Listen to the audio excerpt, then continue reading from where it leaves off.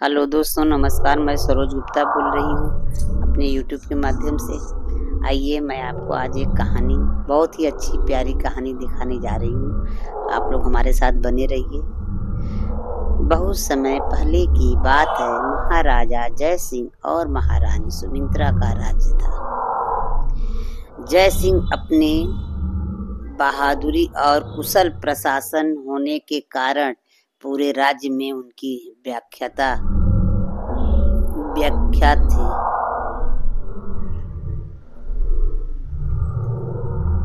और रानी सुमित्रा अपने सुंदरता और सच्चे प्रेम के लिए पूरे राज्य में विख्यात थी। लेकिन राजा के मन में एक बात बार बार खटकती थी कि क्या रानी वाकई में मुझसे प्यार करती हैं या ये सब एक दिखावा है। यही बात राजा को बार बार उनके दिमाग में चल रहा था। वह क्या रानी पूरी तरह से वफादार हैं? उसने सोचा कि क्यों न रानी सुमित्रा की परीक्षा लिया जाए। उन्होंने अपने खास सेवकों को बुलाकर कहा, मैं रानी सुमित्रा की ईमानदारी की परीक्षा लेना चाहता हूँ, लेकिन इन सब के बारे में किसी को पता नहीं चलना चाहिए। राजा ने अपने सेवक को आदेश दिया कि राज्य में ये खबर फैला दो कि राजा ने युद्ध में घायल हो गए हैं और अपनी स्मृतियां खो चुके हैं। रानी सुमित्रा ने जब यह खबर सुनी तो दौड़ते हुए पहुंची। राजा ने एक घायल सैनिक का रूप धारण किया हुआ था। किसी को भी पहचानने में असमर्थ दिखाई दे रहे थे।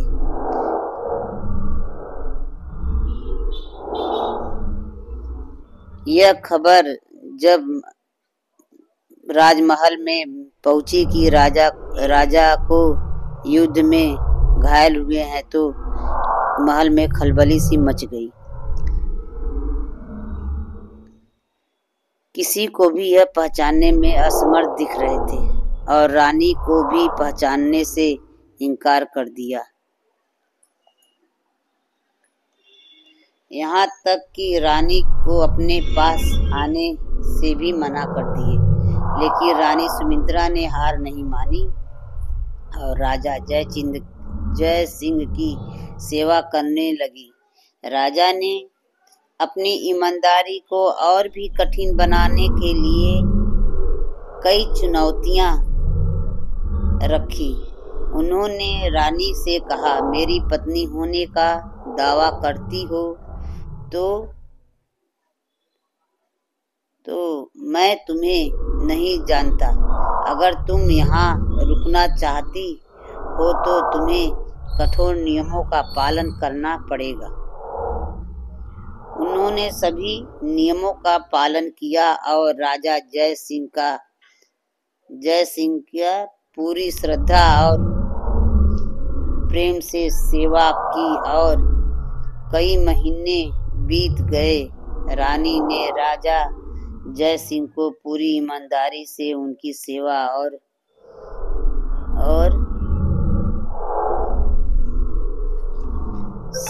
करी और राजा ने देखा कि रानी पूरे शिद्दत से मेरी सेवा और मेरे राज्य को देखभाल कर रही हैं।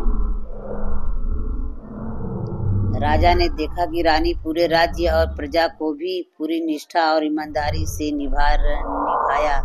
रानी ने बड़े ही धैर्य के साथ राजा जय सिंह की सेवा करी। राजा ने देखा कि रानी ने उनकी ही नहीं बल्कि राज्य और प्रजा को भी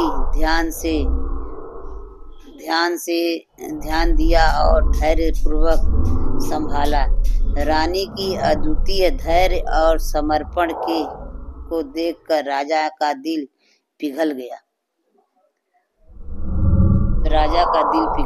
अंत में राजा जय सिंह अपने असली रूप में आकर रानी से कहा, प्रिय सुमित्रा,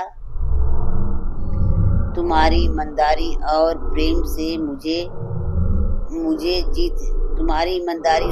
ने मुझे जीत लिया। तुम्हारी परीक्षा ली। तुमने सब परीक्षा में साबित कर दिया कि तुम कितनी धैर्यवान और कर्तव्यनिष्ठा रानी हो। तुमने यह साबित कर दिया। रानी ने मुस्कुराते हुए कहा, राजन, मेरा प्रेम कभी परीक्षा का मोहताज नहीं था।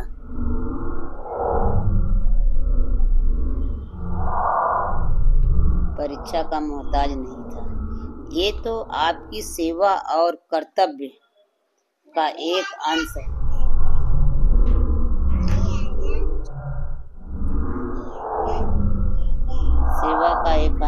इसके बाद राजा जयचंद और रानी सुमित्रा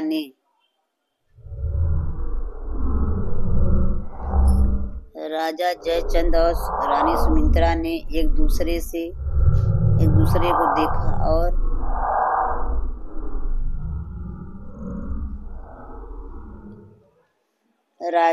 राजा जयसिंह ने रानी सुमित्रा को गले से लगाया। राजा ने अपनी ईमानदारी की परीक्षा को और कठिन बनाने के लिए रानी के सामने कई चुनौतियां रखी। उन्होंने रानी से कहा, तुम मेरी पत्नी होने का दावा करती हो, लेकिन मैं तुम्हें नहीं जानता। अगर तुम यहाँ रुकना चाहती हो तो तुम्हें कठोर नियमों का पालन करना होगा। इसके बावजूद रानी ने उनकी सेवा जारी रखी, अपने सभी कर्तव्यों का पालन किया और हर कठिनाई में धैर्य बनाए रखा। कई महीने बीत गए और रानी ने अपने प्रेम और ईमानदारी से राजा की सेवा की। उन्होंने अपने राज्य की भी पूरी जिम्मेदारी उठाई और प्रजा का ध्यान भी रखा। राजा ने देखा कि रानी न केवल उनके प्रति बल्कि अपने राज्य और प्रजा के प्रति भी पूरी तरह निष्ठावान और समर्पित है। रानी के इस अद्वितीय समर्पण और धैर्य को देखकर राजा का दिल पिघल गया। अंत में राजा जयसिंह ने अपने असली रूप में रानी के सामने आकर कहा, प्रिय सुमित्रा, तुम्हारी ईमानदारी और प्रेम ने मुझे जीत लिया। तुम्हारी परीक्षा ली और तुमने हर चुनौती में अपने प्रेम को साबित कर दिया। रानी ने मुस्कुराते हुए कहा, राजन, मेरा प्रेम कभी परीक्षा का मोहताज नहीं था। यह तो आपकी सेवा और कर्तव्य का ही एक अंश है। इसके बाद राजा जयसिंह और रानी सुमित्रा ने एक दूसरे को गले लगाया और दोनों ने खुशी खुशी जीवन